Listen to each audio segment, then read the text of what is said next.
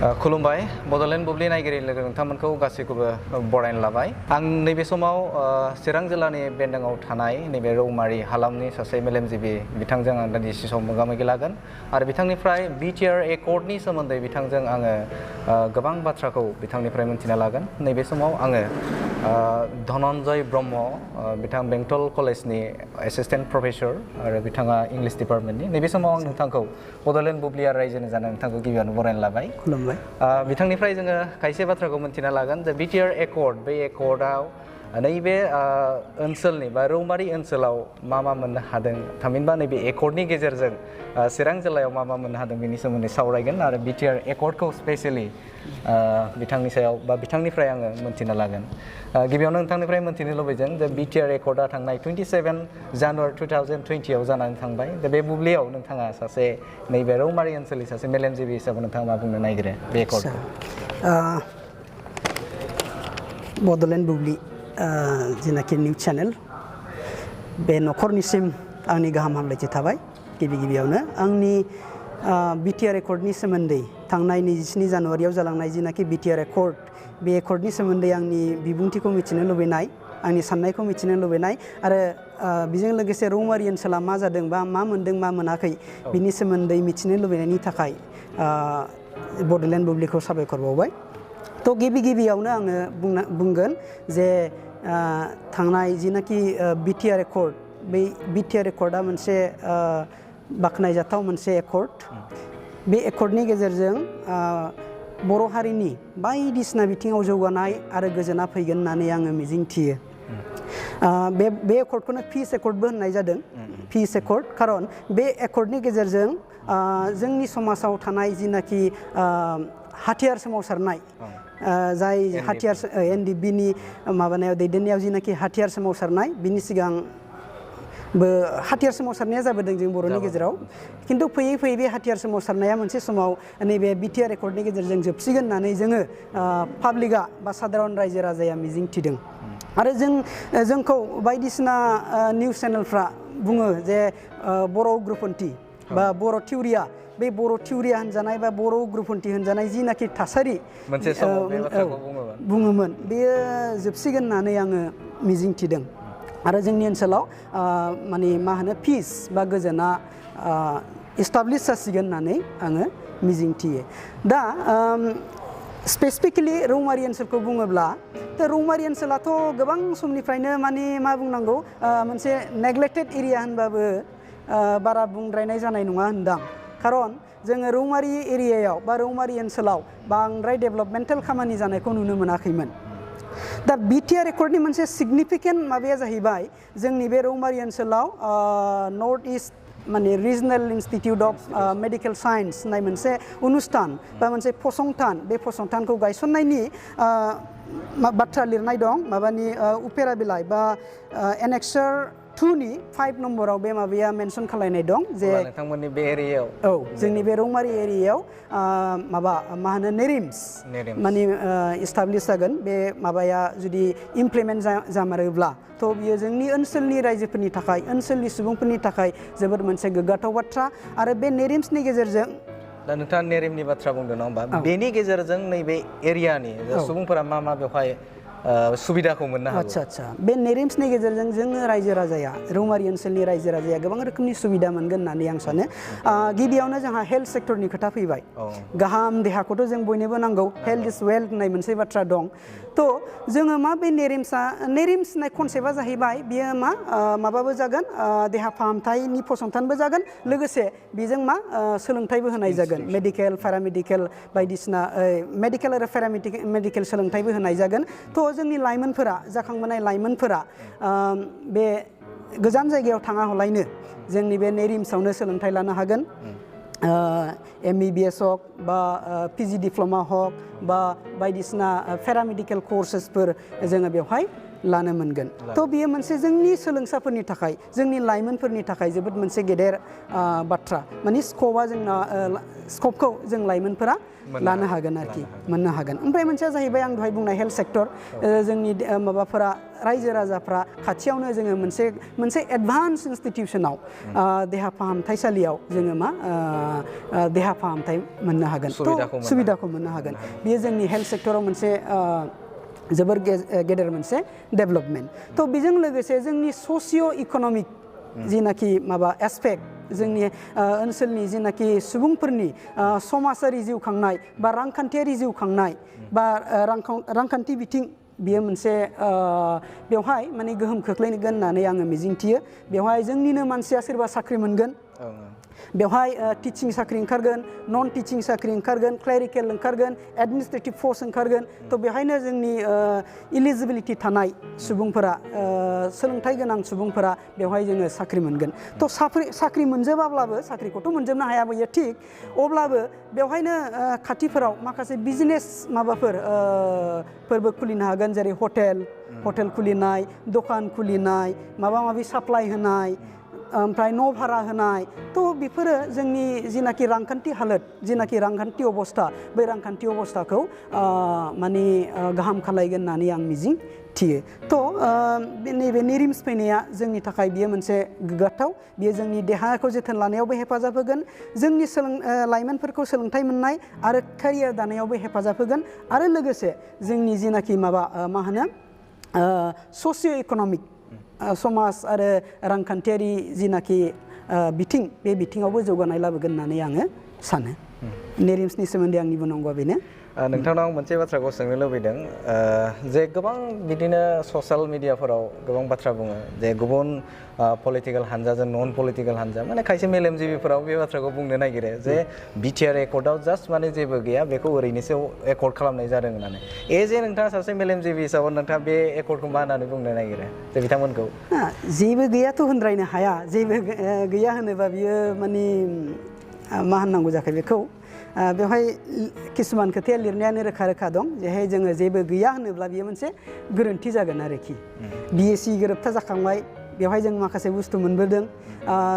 BTC गोरोबथा जाबाय बेवहायबो जोङो माखासे मोनदों बिटिआर गोरोबथायावबो जोङो बुहुत किसु जोंनि जाथिनि थाखाय बा हारिनि जौगाखांनायनि थाखाय जोङो मोननो हादों मोनसे खोथाखौ आं माबानो लुबैयो हम डिपार्टमेन्टनि खोथा जों बुंबाय थायोमोन सिगां दा हम डिपार्टमेन्टखौ जों बर'फोरा बिबोबाय थादोंमोन बिटिसिआवबो हम डिपार्टमेन्ट नांगौ होननानै मोनसे समाव सावरायलायनायबो जादोंमोन मोनसे खोथाया जाहैबाय काउन्सिलाव माने हम डिपार्टमेन्ट होआनो खोनानो मोननाय मथे अब्लाबो नैबेहाय माबानाय मोनसे 4.6 माबायाव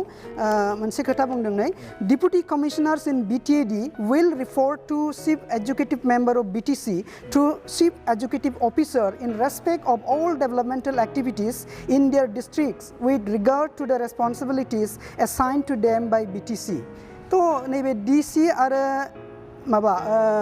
एसपि बे मोननै बुस्थु जाय माने मोनसे डिस्ट्रिक्टनि माने बिराद माबा इम्परटेन्ट एसपेक्ट एडमिनिस्ट्रेसननि बेखौ पार्शियेलि आरोखि गासिबो नङाबाबो बिटिसिआ एसे कन्ट्रल माने दानि बिटिआर गोरोबथानि गेजेरजों एसेबाबो कन्ट्रल खालामनो हानाय जागोन होननानै आं सानो खारन एपइन्टमेन्ट खालायनाय ओमफ्राय बिसोरखौ ट्रेन्सफार खालायनायाव बिटिसि बा बिटिआरनि जिनाखि अथरिटि जागोन बे अथरिटिजों कनसाल्ट खालायनानैसो आसाम गभर्नमेन्टआ डिसिसन लागोन होननानै बेवहाय मेनसन खालामनाय दं बे सुबिदाया गैयामोन सिगांनि बिटिसि माबायाव हम डिपार्टमेन्टखौ माने फुरा एक्सक्लुसिभ खालायनाय जादोंमोन आरोखि बिटिसिआव हम पावारा गैयामोन दा नैबे बिटिआरआव हम पावारा माने एसेबाबो फैबाय होननानै सानजायो नामा बे आंनि बिबुंथि आरोखि पार्सनेल भिउ आरोखि बियो नोंथांनिफ्राय आङो मोनथिनो लुबैदों गोबां सुबुंफोरानो बुंनो नागिरो जे बिटिआर एकर्डआ जाना थांबाय नाथाय दिनैसिम 7 मान्थनि एबभ जाबाय दासिमहालागै बे एकर्डआ मानो इमप्लिमेन्ट जायाखै दा बे बाथ्राखौ गोबां सुबुंफोरानो बुंनो नागिरो माखासे गामि गफाफोराव कुइसन मोनसे जाखाङो दा बे बेलायाव नोंथाङा मा बुंनो नागिरो एसे मेलेमजिबि हिसाबै बेथ' बुंनांगौ बाथ्रायानो बेनो जे जोङो बयबो मेगनजोंनो नुगासिनो दङ दुलाराय बुहुमावनो कभिड-19 नि जिनाखि साग्लोबनाय बे साग्लोबनायनि गेजेरजों बहुद खामानिया बा गोबां खामानियानो माने थाद'नानै दङ होनजायो थ' आं सानो नैबे बिटिआर एकर्डआ माने इमप्लिमेन्ट जायैनि मोनसे खारना बेबो मोनसे जाहोना बेबो जे कर'ना भाइरासनि जिनाखि साग्लोबनाय बे साग्लोबनायनि थाखाय गभर्नमेन्टेल माखासे खामानिया थाद'नानै दङ आरो नैथियाव जाहैबाय जोंना बिटिसि इलेक्सन जानांगौमोन थांनाय एप्रिल मासावनोमोन ना एप्रिल मासाव बिटिसि इलेक्सन जानांगौमोन नाथाय नैबे कर'ना भाइरास माबानि थाखाय बिटिसि इलेक्सनखौ दोनथ'नानै बेवहाय गभर्नर रुल खालायनाय जादों थ' बेबो मोनसे खारन बिटिआर जिनाखि माबा एकर्ड बेखौ इमप्लिमेन्ट खालायनोब्ला नैबे माबा मा होनो बिटिसिआवबो जिनाखि एडमिनिस्ट्रेसन दं बे एडमिनिस्ट्रेसनखौबो इनभल्भ खालायनांगोन थ' बे आं सानो बे मोननै माबायानो मोननैयानो गाहाय रिजन बिटिआर एकर्ड बे एकर्डआ इमप्लिमेन्ट जायैनि दासिमाव इमप्लिमेन्ट जायैनि आं नोंथांनाव मोनसे बाथ्रा सोंनो लुबैदों बे जाहैबाय बिटिआर आरो बिटिसि बेनि गेजेराव मा फाराग दङ नोंथाङा मा बुंगोन बेनि सायाव बिटिसि आरो बिटिआर नि फाराग गिबियावनो आं बुंनांगोन जे बिटिसि एकर्डखौ 6 सिडिउलखौ नि सायाव बेस खालायनानै खालायनाय जादोंमोन मा होनो बेखौ एमेन्डेड 6 सिडिउल थ' बिटिआर एकर्डआबो बे 6 सिडिउलनि सायावनो बेस जानाय थ' आं ओंखायनो मोनसे फंसे बाथ्राखौ बुंगोन जे जिनाखि बिटिआर एकर्ड बेहाबो माने कनस्टिटिउसनेल जिनाखि भ्यालिडिटि बे भ्यालिडिटिया दङ दा आं दहाय बुंबोनाया जे बिटिसिआव माने हम पावारा गैयामोन थ' नैबे दानि बिटिआरआव हम पावारखौ मोनाखै नंगौ थिग खिन्थु एटलिस्ट डिसिएसपिखौ माबा मोनसे खालायनो हानाय ट्रेन्सफार खालायनाय आरो डिसिएसपिआ माने रिपर्ट खालायनांनाय माबानो बिटिआर बा बिटिसि चिफनिसिम बेयो मोनसे गोनांथार एस्पेक्ट आरोखि दानि बिटिआर माने माबानि मा होनो एकर्डनि ओमफ्राय मोनसेया जाहैबाय जों रायलायबाय थानाय खोनाबाय थादों एरिया एक्सपानसन खालायनाय बाउन्डारि माबानाय बारायनाय बेनो आरो डिफारेन्सा बुंनो थाङोब्ला एखे बेसिसावनो बिटिसि आरो बिटिआर माबाया जादों मा होनो बिटिआर एकर्डआ बेराफारसेथिं बिटिआरआव बिटिसिआव थायि माखासे माबाखौ सोसननोबो नाजानाय जादों बे एकर्डनि गेजेरजों बिटिआर एकर्डनि गेजेरजों जेरै बाउन्डारि बारायनायनि खोथायानो फैबाय बे बिटिआर एकर्ड आरो बिटिसि एकर्डनि जिनाखि डिफारेन्स बा फाराग बे नैबे बाथ्रायाबो हाबफाबाय बाहाय जे सिगां बिटिसिआ उइदिन बिटिसि एरियामोन दानि नै जिनाखि बिटिआर एकर्ड बे बिटिआर एकर्डआ आउटसाइड बिटिसि एरिया बिनि बर'फोरनि गाहामनि बा बिसोरनि वेलफेयारनि थाखायबो सानफानाय जादों बा क्ल'ज माने सोफानाय जादों बेनो बे गोरोबथानि गेजेरजों मोनसे बड' कसारि वेलफेयार अट'नमास काउन्सिल होननाय मोनसे एडमिनिस्ट्रेटिभ माने बडि मोनसे दानाय जागोन जाय बडिया माने बिटिसिनि बाहेरा बा बिटिआरनि बाहेरायाव थानाय बर'फोरनि गांनाय उखैनाय बिसोरनि जौगाखांनायनि सोमोन्दै बिसोरनि डेभेलपमेन्टनि सोमोन्दै खामानि मावगोन थ' बेनो मोनसे बिटिसिनि बिटिआर एकर्डनि मोनसे गोनांथार दफा आरोखि बियो ओमफ्राय बेजों लोगोसे इम्परटेन्ट बुस्थुआ जाहैबाय बहुद माबाफोर मा होनदों फसंथानफोर जोंनि माबायाव फैगासिनो दङ जेनेबा बिटिआर एकर्डनि गेजेरजों जोंहा माबा मोनदों नै Upendranath Brahma central university at बर्मायाव उपेन्द्रनाथ ब्रह्म बड'फा उपेन्द्रनाथ ब्रह्मनि मुङै मोनसे सेन्ट्रेल इउनिभारसिटि जागोन नेसनेल स्पर्ट्स इउनिभारसिटि जोंनि बर'फोरा बर' लाइमोनफ्रा स्पर्ट्सआव बिराद माबा मा होनो बेखौ टेलेन्ट दङ थ' बे टेलेन्टआ बायदिसिना खारनाव थाबथानानै थायो मोजां फसंथान गैयिनि आंखालाव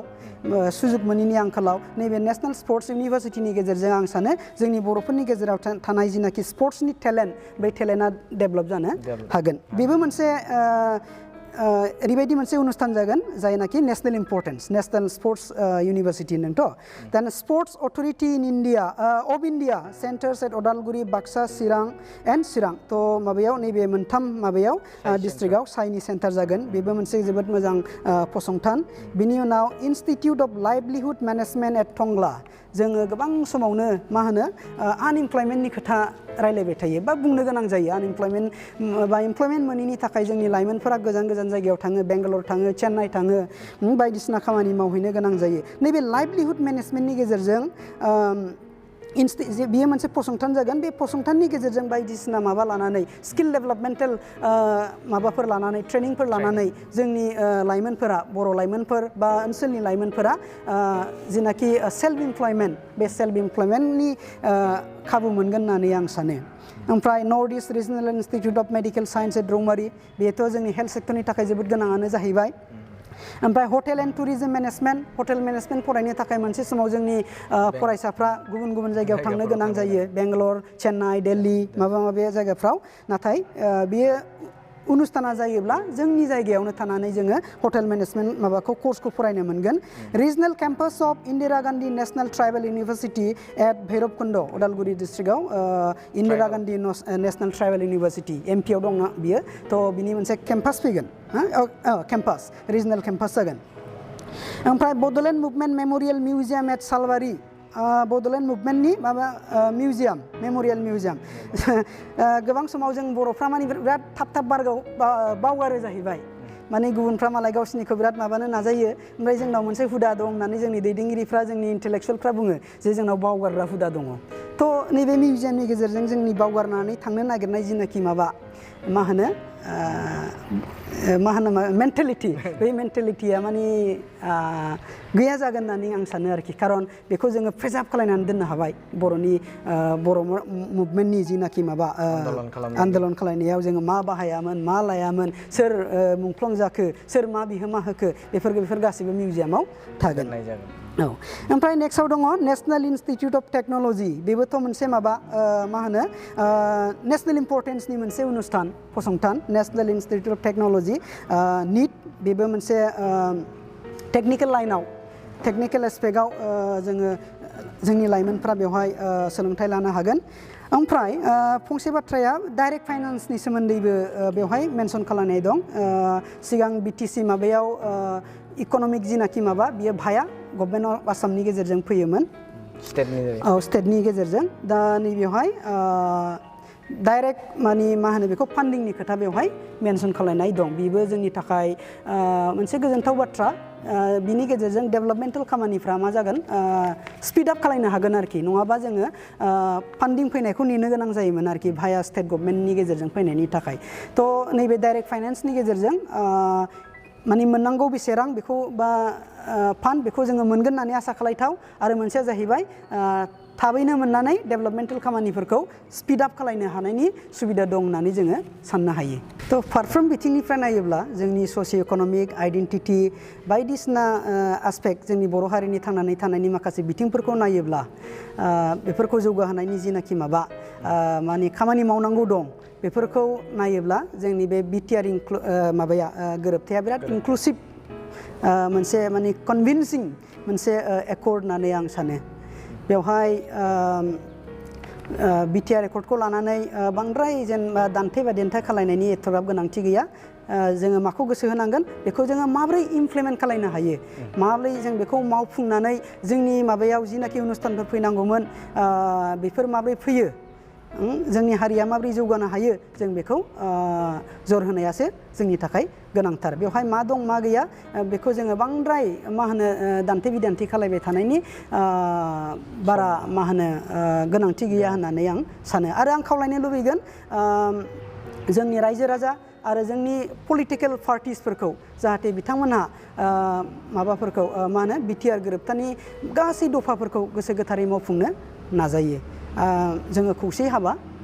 मावलांनांगोन बे माबाखौ मा होनो बिटिआर गोरोबथाखौ आबुं महर होनो थाखाय आंनि बुंनांगौआ बेनोसै नैबे समाव बिथां धनन्जय ब्रह्म नोंथांजों गोबां नैबे बिटिआर एकर्डनि सोमोन्दै नोंथांनिफ्राय गोबां बाथ्रा मोनथिनो मोनबाय नैबे समाव बड'लेण्ड बुब्लिनो नोंथाङा नोंथांनि बेसेन गोसा समखौ होनायनि थाखाय नोंथांखौ रोजा रोजा साबायखर गोजोन्थों